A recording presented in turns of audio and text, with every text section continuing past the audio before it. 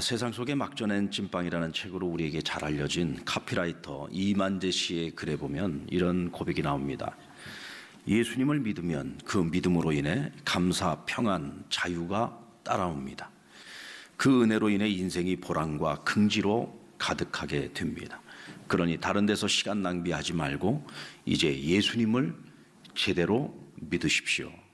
그것이 당신의 생애 중 가장 잘한 일이 될 것입니다.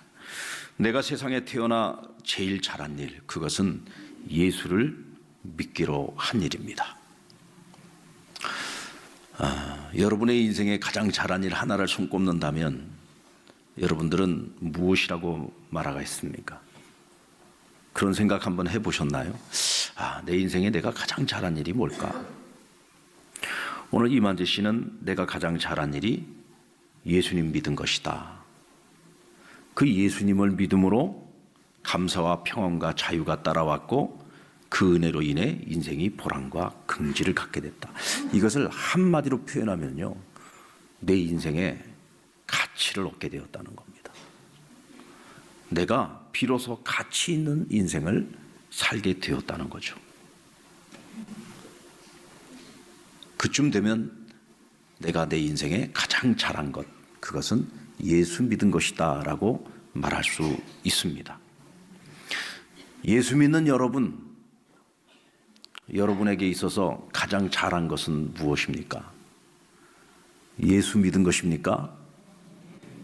근데 여기다가 제가 한 번 더 여러분들에게 더 잘한 일이 있다면 그것은 예수 잘 믿는 겁니다. 자, 우리 한번 옆에 분에게 예수 잘 믿으십시다. 예수님을 믿어도 잘 믿어야 됩니다. 예수님을 믿어도 잘못 믿으면은요, 예수 믿는 우리가 하나님 영광 다 가리울 수 있습니다. 사도 바울은 빌립보서 3장에서 자신을 이렇게 고백합니다. 나는 원래 난 지 8일 만에 할례를 받은 이스라엘 사람이다. 베냐민 지파요, 히브리인 중에 히브리인이요, 율법으로는 바리새인이요, 열심으로는 교회를 핍박하고 율법의 의로는 흠이 없는 자로다.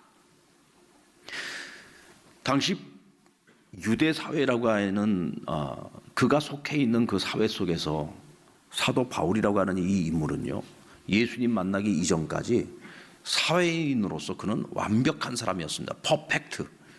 그가 그토록 집착했던 그 모든 것들을 이제 전부 나에게 해로 여기고 그것을 배설물로 여긴다고 했습니다. 내게 가장 유익한 것이라고 생각해서 그렇게 붙잡으려고 애를 썼던 것들을 이제는 아낌없이 버리겠다는 거예요. 왜? 내게 아무짝에 쓸모없는 것들이기 때문에 이제는 다 버리겠다는 겁니다. 그래서 오늘 빌립보서 4장 13절에 보면은 내게 능력 주시는 자 안에서 내가 모든 것을 할 수 있다고 고백하고 있습니다. 여러분, 예수님께서 우리에게 능력을 주시면은요, 우리는 능력 주시는 그분 안에서 모든 것을 할 수 있습니다. 여러분, 우리는 모든 걸 다 버렸습니다. 모든 걸 다 버렸는데 예수 그리스도 안에 있으면 그가 주시는 능력으로 말미암아 우리는 모든 것을 할 수 있는 사람이 되는 것입니다. 아멘. 자, 그렇다면 오늘 바울이 말하는 내게 능력 주시는 자 안에서 내가 할 수 있는 그 모든 것은 어떤 것이 있을까요? 첫째로, 내게 능력 주시는 자 안에서 자족하기를 배웠다고 고백합니다. 우리 11절로 12절 말씀을 같이 한번 읽어볼까요? 시작. 내가 궁핍함으로 말하는 것이 아니니라. 어떠한 형편에든지 나는 자족하기를 배웠노니 나는 비천에 처할 줄도 알고 풍부에 처할 줄도 알아. 모든 일 곧 배부름과 배고픔과 풍부와 궁핍에도 처할 줄을 아는 일체의 비결을 배웠노라. 여러분, 바울은 어떻게 자족을 배웠을까요? 어쩌면 그는 예수님을 만나기 전까지는 자족이라는 단어조차도 몰랐을런지 모릅니다. 왜냐하면 그가 이전에 가지고 있었던 것들, 이전에 그에게 유익하다고 얘기했던 것들 가운데 그것으로는 자족을 얻을 수 있을 만한 것이 하나도 없습니다. 쉽게 말씀드리면 세상의 것들 중에 세상에서 우리가 만족을 얻고자 할 때에 여러분, 세상 것으로는요, 그 어떤 것도 만족을 얻을 수가 없습니다. 어떤 사람들은 지식을 열심히 탐구합니다. 여러분, 지식에 만족이 있습니까? 파도 알아도 조금 알고 나면 더 알고 싶은 것이 인간의 욕망이죠. 더 많이 알고 싶고 더 깊이 알고 싶고. 지식에도 여러분 만족이 없습니다. 재물의 탐심은 어떻습니까? 부어도 채워지지 않는 밑빠진 독과 같은 것이 재물로 인하여 주어지는 만족함입니다. 제가 지금까지요 살면서 내가 이만큼 가졌으니 나는 만족한다, 나는 그런 분 한 명도 못 봤습니다. 여러분은 어떻습니까? 내가 지금 가진 것에 만족하십니까? 우리가 볼 때, 야, 저 사람 저만큼 가졌으면 부자인데 더 이상 뭘 부러워해? 저 정도 가졌으면 충분한 거 아니야? 그 사람한테 한번 물어보십시오. 당신 지금 가진 것에 만족하느냐고. 제가 장담합니다.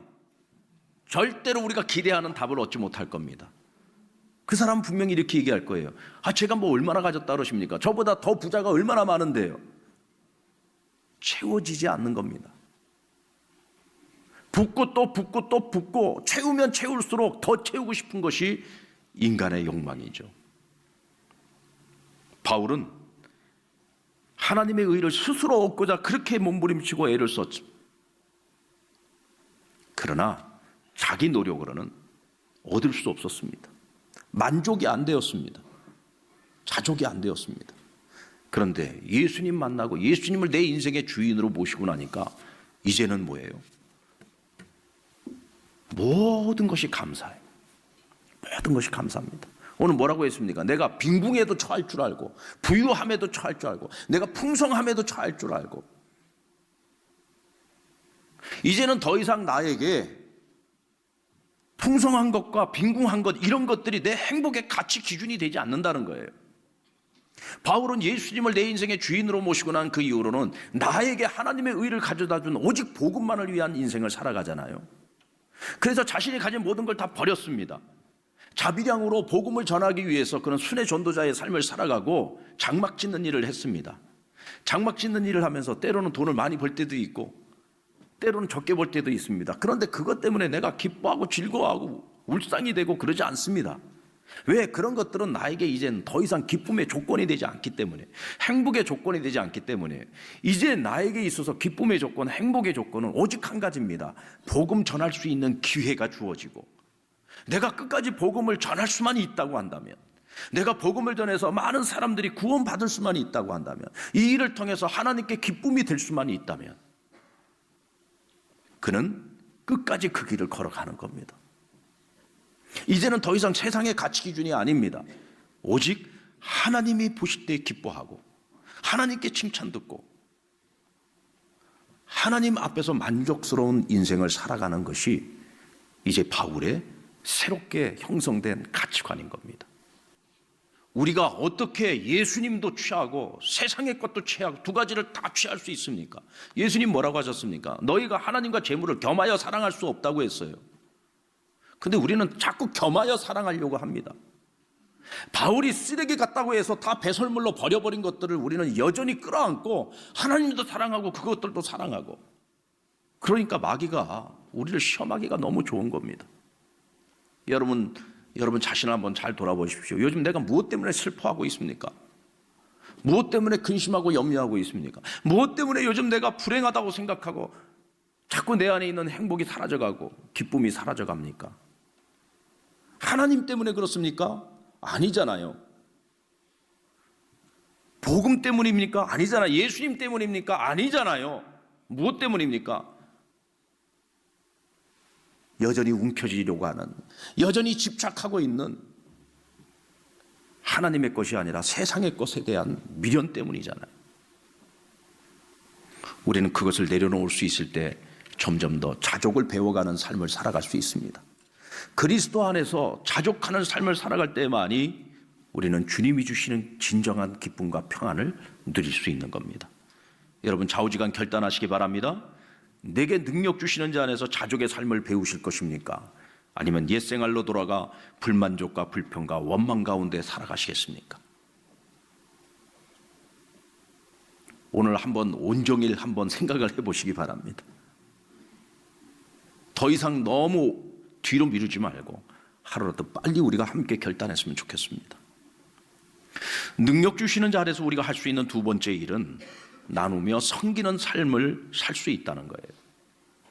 바울이 로마의 감옥에 갇혀 있는 동안 빌립보 교회는 지속적으로 후원했습니다. 심지어는 에바브로디도라고 하는 일꾼을 보내어서 바울을 섬기도록 해줬습니다. 빌립보 교회는요, 바울이 로마에 있을 때뿐만 아니라 데살로니가에 있을 때에도 2번씩이나 그를 섬겼다고 했고요. 끊임없이 바울이 복음 전하는 일을 뒤에서 끊임없이 후원했어요. 그런데 이 빌립보 교회 성도들이 가진 것이 많아서였느냐? 아닙니다. 그들도 가난했습니다. 그들도 궁핍했습니다. 허리띠를 졸라매면서 함께 나누고 베풀고 섬겼던 겁니다. 그래서 그들의 성금이 너무 귀한 거예요. 그래서 오늘 바울은 향기로운 제물이라고 했어요. 향기로운 제물이다. 그리고 너희가 복음 전하는 나를 섬겨준 그것은 너희에게 유익함이 된다라고 얘기를 합니다.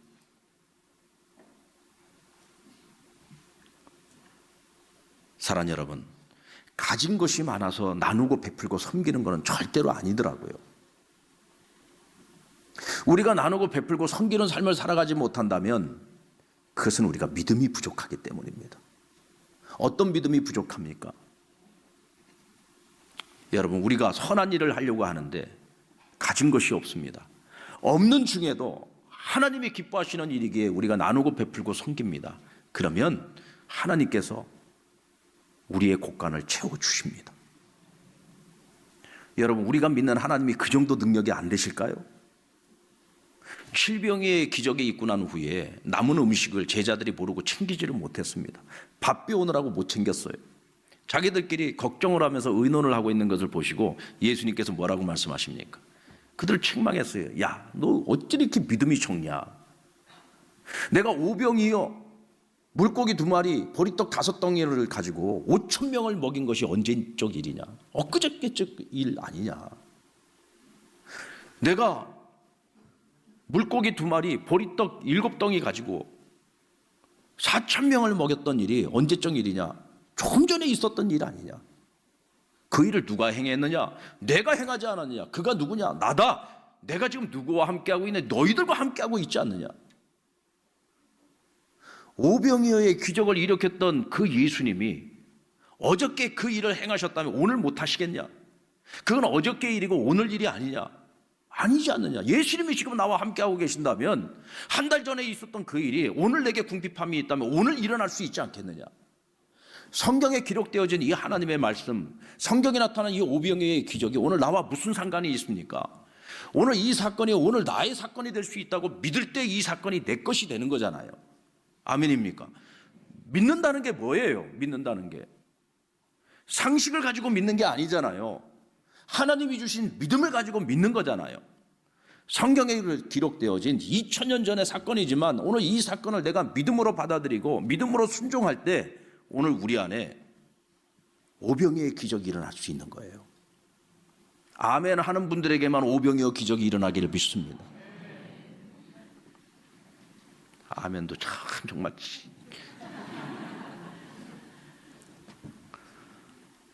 아멘 주여 믿습니다. 내게도 그런 일이 일어날 줄로 믿습니다. 그럼 어떤 사람에게 오병이어의 기적이 일어납니까? 믿음을 가지고 순종하는 사람에게 일어나는 거. 그냥 이거는 이게 성경에 있는 이야기지. 그냥 이거 하나의 신화적인 이야기지. 2000년 전에 이런 일이 있었대. 예수님이니까 하신 일이지. 그냥 우리가 이성만 가지고서 이걸 그냥 배우고 끝나버리면은 이게 나랑 아무 상관없는 거예요. 이것은 나에게 진리가 될 수 없는 거죠. 이 사건이 나에게 진리가 되려면 이 사건이 오늘 내 인생 가운데 일어나야 되는 겁니다. 어떻게 일어납니까? 오늘 사도 바울은 이렇게 말하고 있잖아요. 나누라, 베풀어라, 섬겨라. 그러면 하나님께서 너희에 필요한 것, 너희에 쓸 것을 풍성하게 채워주실 것이다. 믿으십시다. 오병이어의 기적이 지난날 2000년 전에만 일어났던 사건이 아니라 오늘 우리에게 일어날 수 있는 사건이라는 사실을 믿으시기 바랍니다. 능력 주시는 자 안에서 우리는 할 수 있습니다. 오늘 바울은 내게 능력 주시는 자 안에서 그 풍성한 대로 빌립보 교인들이 모든 쓸 것을 채워주기를 간구하고 있어요. 저는요, 오늘 바울이 빌립보 교회 성도들을 위해서 기도하는 것처럼 여러분들을 위해서 늘 이 기도를 하고 있어요. 하나님, 우리 상랑교회 성도들, 저들이 쓸 것, 필요한 것 풍성하게 채워주세요. 풍성하게 채워주세요. 그런데 한 가지 조건이 있습니다. 이 땅에다가 쌓을 것이 많은 부자가 되지 말게 해주시고, 나누고 베풀고 섬길 것이 많은 부자가 되게 해주십시오. 이 땅에다가 쌓을 것이 많은 사람이 아니라 하늘에 쌓을 것이 많은 그런 풍성한 부자들이 되게 해주십시오. 성부의 삶을 살아가는 상랑교회 교인들이 되기를 주의 이름으로 축원합니다. 이 땅에 쌓을 것이 많으면요, 그것 때문에 시험 들어요. 가진 것이 많아서 시험 듭니다. 내 믿음이 성숙하지 못한데 가진 것이 많으면요, 그것이 내 신앙 다 까먹습니다. 그것 때문에 내가 하나님을 떠납니다. 그것 때문에 나의 영혼을 잃어버릴 수도 있어요. 물질의 청지기로서 착하다, 충성되다, 하나님께 칭찬 들을 수 있는 축복의 통로로 하나님이 주신 것이 나를 통해서 끊임없이 하나님이 기뻐하시는 일들을 통해 사용되어질 수 있도록 흘러 넘칠 때에 하나님께 기쁨이 되는 자들에게 하나님은 필요한 것들을 채워주십니다. 우리 아버지가 부자시잖아요. 이 세상 만물이 다 아버지의 것인데 우리가 빈곤하게 살면 안 되잖아요. 여러분, 가난은요, 은혜가 아닙니다. 가난은 극복해야 되는 것입니다. 때로는 가난이 은사인 경우도 있어요. 청빈한 삶이 은사인 경우가 있습니다. 고린도전서 12장에 보면은 청빈한 삶은 은사라고 했어요. 그런데 무조건 가난하게 사는 것이 은혜다? 아니요. 하나님께서는 당신의 자녀들이 풍성한 삶을 누리기를 원하십니다. 여러분 자녀들이 나중에 성장해가지고 풍성한 삶을 살지 못하고 맨날 손 벌리는 삶을 살아가면 좋겠습니까? 하나님 우리 아버지시잖아요. 아버지이신 하나님께서 우리가 그렇게 사는 걸 원치 않죠. 이왕이면 우리가 더 넉넉하고 더 풍성한 삶을 살아가면서 많은 사람들에게 나누어 줄 것이 많고 섬길 것이 많은 풍성한 삶을 살기를 원하신단 말이에요. 때로는 목사가 성도들을 위해서 기도해 줄 때 이제 성도들 중에 목사님 저도 좀 부자 되게 해달라고 기도 좀 해 주십시오 라고 하시는 분들이 살면서 몇 년에 한 명 정도 나와요. 예, 자주는 없는데 몇 년에 한 분 정도는 나오더라고요. 목사님 저도 좀 부자 되게 좀 기도 좀 해주세요. 제가 묻습니다. 왜 부자가 되고 싶습니까? 목사님 전도하려고 하는데요. 전도도요, 물질이 있어야 되겠더라고요. 밥도 사줘야 되고요, 선물도 사줘야지 되고요, 커피도 사줘야 되고요. 참 섬겨야 될 일이 너무 많은데 가진 것이 없어서 때로는 내가 원하는 만큼 못할 때가 있다는 거예요. 그래서 나도 좀 삶이 좀 넉넉해졌으면 좋겠다는 거예요. 마음껏 좀 전도할 수 있게. 제가 그 말 끝나기도 전에 기도합시다. 그 말 끝나기도 전에 기도합시다. 마음껏 축복 기도해 줍니다. 하나님, 이런 사람 안 부어주면 대체 누굴 부어줄 겁니까? 복음을 위해서 살겠다고 하는데, 복음을 위해서 쓰겠다고 하는데, 이런 사람 축복 안 하고 왜 쓸데없는 사람들 축복하느냐고.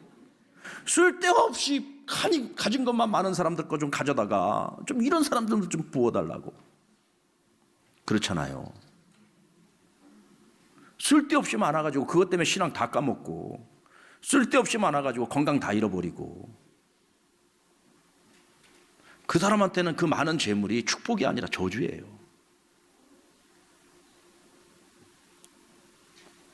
여러분, 가진 것이 많은 사람이 되지 말고 쓸 것이 많은 사람이 되시기 바랍니다. 그러면 하나님께서 쓸 것을 끊임없이 채워주실 겁니다. 저도 그것을 위해서 기도하겠습니다. 우리 상랑교회 성도들이 그런 삶을 살게 해달라고.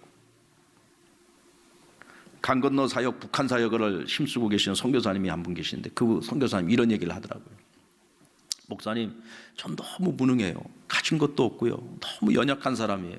저는 제가 이 사역을 할 줄 몰랐어요. 제가 북한에 들어가서 이런 일을 하게 될 줄 저는 정말 꿈에도 못 꿨던 사람입니다.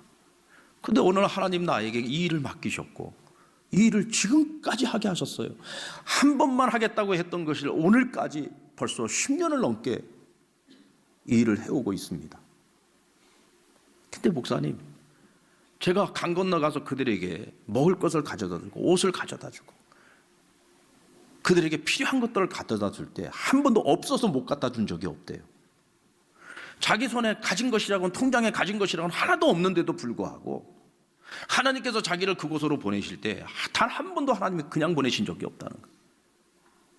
그곳에 필요한 것들을 언제나 풍성히 가져다가 그곳에다 갖다 주겠다. 한 번도 빈손으로 간 적이 없고 그들이 필요하다고 얘기하는 것들을 한 번도 못 갖다 준 적이 없다는 거예요. 하나님이 하시더라는 거죠. 하나님이 어떻게 그 일을 하십니까? 오늘도 주께 쓰임받기를 원하는 자들을 통해서 하나님이 그 일을 행하고 계시는 겁니다. 그러면서 그분 얘기가, 근데 목사님, 정말 없을 때, 진짜 필요할 때마다 하나님께서 상남교회를 통해서 그 일을 해주셨어요. 얼마나 감사한지 모릅니다. 그래서 상남교회를 위해서 늘 기도하고 있습니다. 상남교회 성도들을 위해서 늘 기도하고 있습니다. 그래서 여러분들이 복을 받은 거예요. 그래서 여러분들이 복을 받은 거예요. 여러분, 우리 지금 창원 이 경남 지역, 지금 경기가 얼마나 어렵습니까? 이쪽 기업들이 지금 다들 얼마나 어렵습니까? 사업하는 사람들은 사업하는 대로 힘들고, 장사하는 분들은 장사하는 대로 힘들고, 지역 경제가 지금 얼마나 어렵습니까? 사실 저희가 금년에 상남교회 재정이 마이너스 될 줄 알았어요.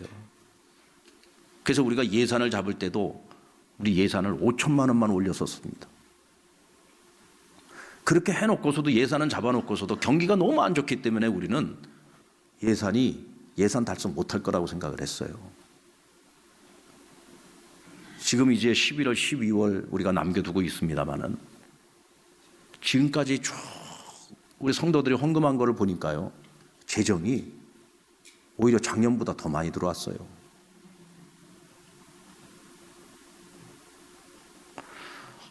뭐가 있어야지 하나님께 드릴 거 아니에요. 하나님께서 우리 성도들을, 우리가 선한 일을 하니까, 하나님 기뻐하시는 일을 하니까 하나님이 우리 밥 먹게 해주시는 거고, 우리 창고가 비지 않게 해주시는 거고, 우리가 하나님 앞에 선한 일에 드릴 수 있도록 하나님이 부어주시고 채워주시는 거예요. 저는 우리 상남교회가요, 정말 하나님이 기쁘시는 일을 열심히 하는 우리 성도들은 반드시 복을 받을 거라고 저는 믿습니다. 저는 이창교 목사가 기복주의 목사가 아니에요. 복만 받으라고 얘기하는 그런 목사가 아닙니다. 복을 받되 하나님 나라 주의 영광을 위하여, 하나님을 기쁘시게 이웃을 행복하기 위해 하나님 앞에 존귀하게 쓰임받는 그런 성부의 삶을 살아가는 우리 상남교회 모든 믿음의 가족들이 되기를 주의 이름으로 축원합니다.